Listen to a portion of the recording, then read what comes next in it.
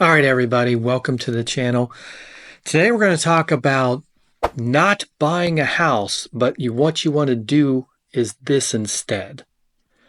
So buying a home is often seen as like a major achievement in anyone's life. Paying off that home, paying it down, it's just a great feeling. But what many people overlook is a key point, and that's your primary residence, where you live, does not generate you any cash flow. Now, it is important to understand that homes can appreciate in value as time goes on, and usually they do, right?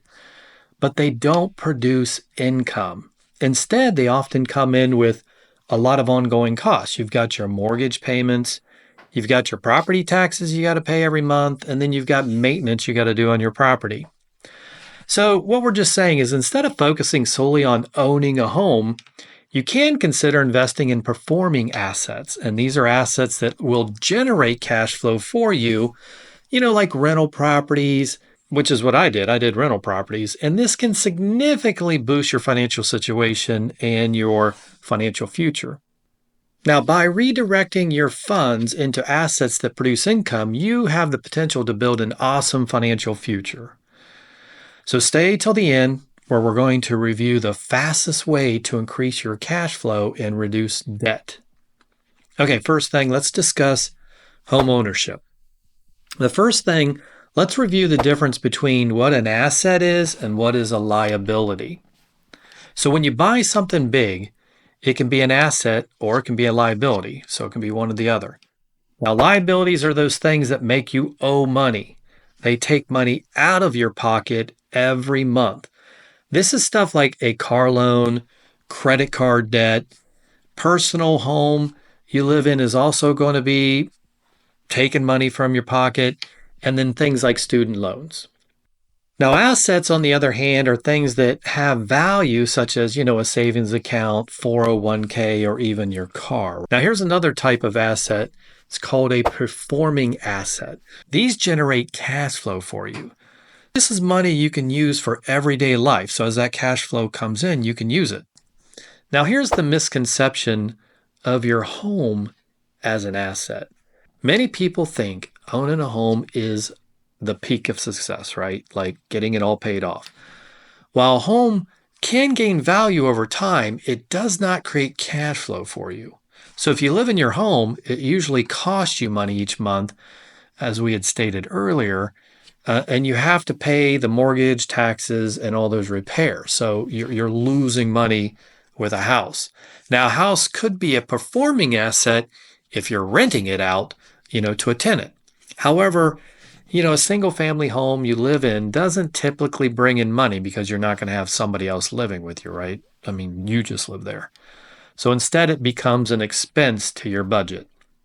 So we need to discuss and understand performing assets. So here are some different types of assets that can really make you income. And these are what you really need to look at when you're, whether you're going to do performing assets or you're going to buy a house and not have a performing asset. First one, what I do is rental properties, right? So you can generate monthly rent from tenants with a rental property. You can appreciate in value over time with that home as time goes on, or multi-unit, duplexes or fourplexes. Second thing you've got is dividend stock.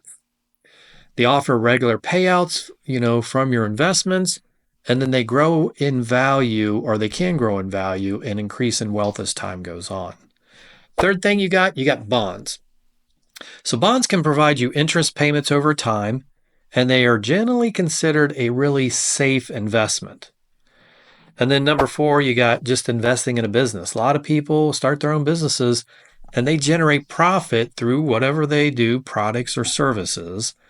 And then they can offer that business can offer long-term growth and income for you and your family. Now, here are the types of assets that don't generate income, right? They're not making you any money month to month.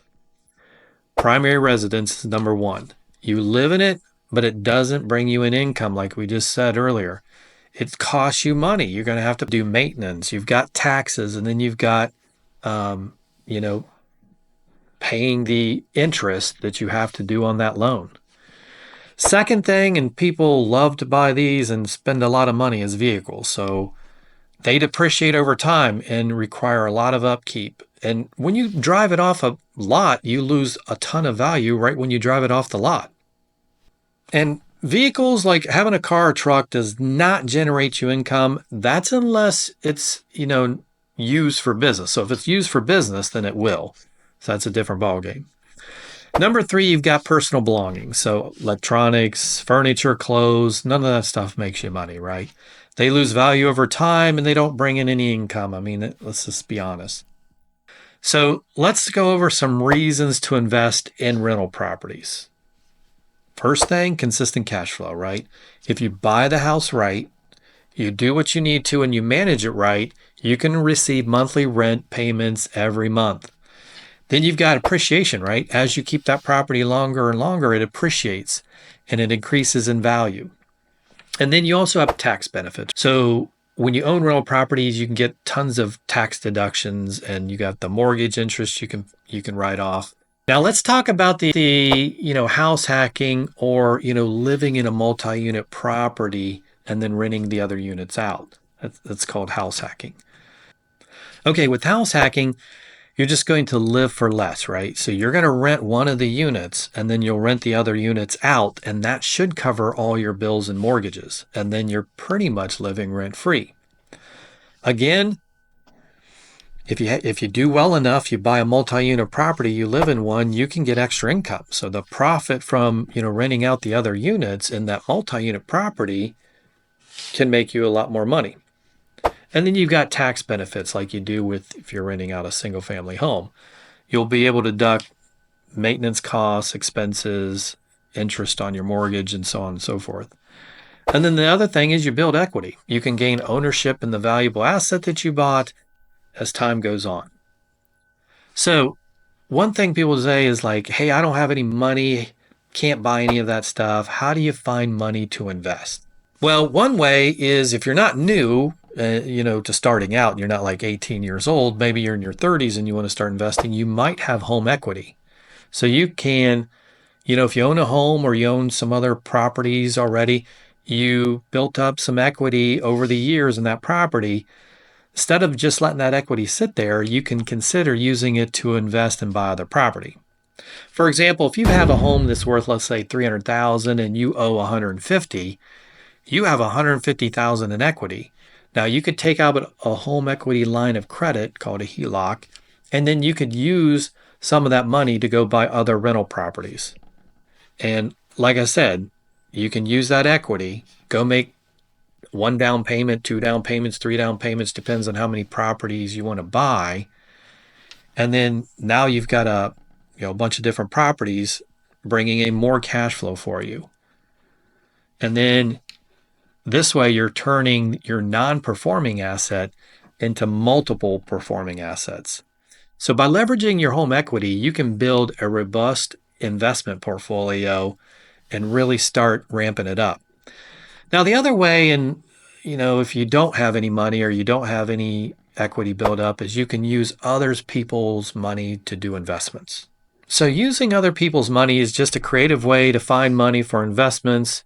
But like I said, you're not using your money, you're using somebody else's. Now, this usually involves securing financing. You can go to banks or you can go to private investors. But you got to find somebody who sees the potential in you, and then you've got to have a really good investment plan and how to ensure their money is not at risk. So you'll have to have all that together. But I know many successful real estate investors who use other people's money to grow their portfolio, and they became huge and they make really good money. So working with banks for investment loans or partnering with other investors can really help you with the funds you need to acquire these performing assets. The key is you just got to convince the lenders or the investors that your strategy is sound and profitable. So remember, it is important to explore all the available options, for financing, and just choose the one that fits your situation and then your financial goals the best and that you're comfortable with, right? So once you own property, then you just need to accelerate the mortgage payoffs of those properties. And paying off your mortgage faster has some clear advantages. Here are some strategies to consider if you want to pay off a mortgage quicker. You can make bi-weekly payments. So instead of just making one monthly payment, you make half a payment every 2 weeks. This results in an extra full payment each year. Now, the other one you can do is extra payments. So whenever you have extra funds, you can just put that towards the mortgage. Even small additional payments can make a big difference over the life of the loan. The other thing, you can refinance to a shorter term loan. So you can, if you have a 30-year, you can refinance to a 15-year loan. Now, this is what we did. So we took all our properties, we went from 30-year to 15-year, and we got all our properties paid off quickly doing it that way. You would not believe how quickly things pay off with a 15-year loan.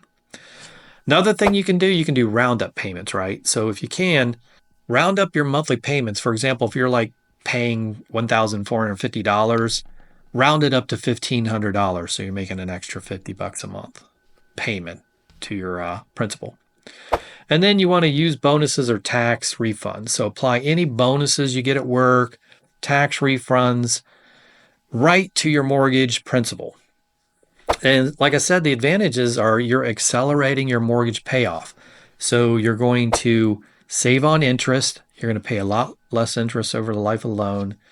You're going to have financial freedom quicker. So you're going to have, pay off those mortgages a lot quicker, offering you financial freedom.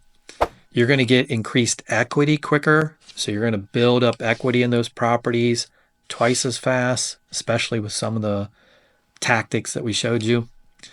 And then rental properties, if you pay the mortgage, your cash flow will just increase dramatically. Obviously, you're not making that mortgage payment. So, hope you found this video helpful. Give it a thumbs up. Hit the subscribe for more videos on wealth building, real estate investing, and making money. Let us know your thoughts in the comment section.